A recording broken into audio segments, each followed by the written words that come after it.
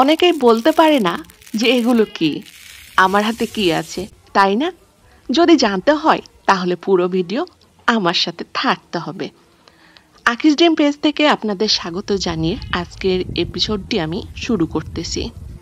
যে যেখান থেকে দেখছেন সবাইকে আসসালামু আলাইকুম। সবাই কেমন আছেন? তাহলে চলেন শুরু করা যাক আমার ভিডিওটা। এখন তো বৃষ্টি হচ্ছে, আবার মাঝে মাঝে রোদও হচ্ছে। সেদিন হচ্ছিল রোদ, তখন আমি ছাদে উঠেছিলাম। ছাদে উঠে দেখতেছি যে আমার এই জবা ফুলের গাছে খুব সুন্দর কুঁড়ি ধরেছে। দেখতে খুব সুন্দর লাগছে, তাই না? আর এইদিকে তো মেহেদি পাতাগুলো বাতাসে সেই দুলছে। আর এইখানে এই ডালগুলোকে শুকাতে দেওয়া হয়েছে।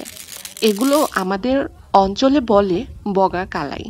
এখন আপনাদের অঞ্চলে কি বলে আমার তো সেটা জানার নাই। আর আপনারা কি বলেন সেটা আমাকে কমেন্ট সেকশনে জানাবেন। আসলে এগুলো বগা কালাইগুলো বাদামি কালারের হয়, তবে এই যে কালো কালারের যেটা আছে সেটা হচ্ছে অপুষ্ট।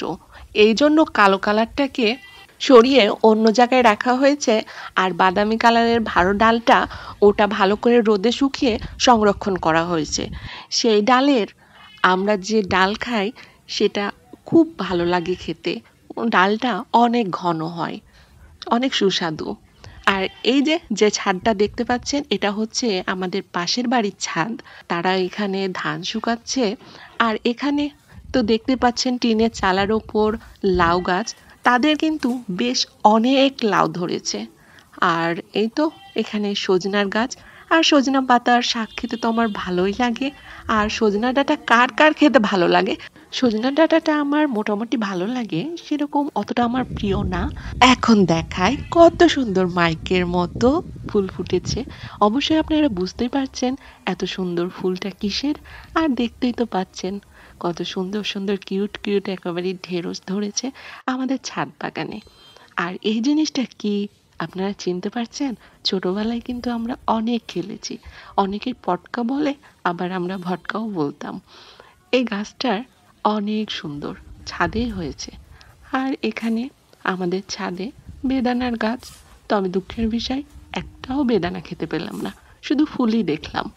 তাই আপনাদের সাথে ফুলটাই শেয়ার করলাম। তবে আর হ্যাঁ, আপনারা কিন্তু দোয়া করবেন যাতে বড় বড় বেদানা হয়, যাতে আপনাদেরকে খাওয়াতে পারি। ও, আপনাদেরকে তো খাওয়াতে পারবো না, শুধু দেখাতেই পারবো। তারপরও আপনারা দোয়া করিয়েন। আমি আমার বোন আর মানহাপুরি নানিদের বাড়ি থেকে আমাদের বাড়িতে আসছিলাম। তো এতক্ষণ আমার সাথে থাকার জন্য অসংখ্য ধন্যবাদ। অবশ্যই পুরো ভিডিও দেখে কমেন্ট করবেন। আল্লাহ হাফেজ।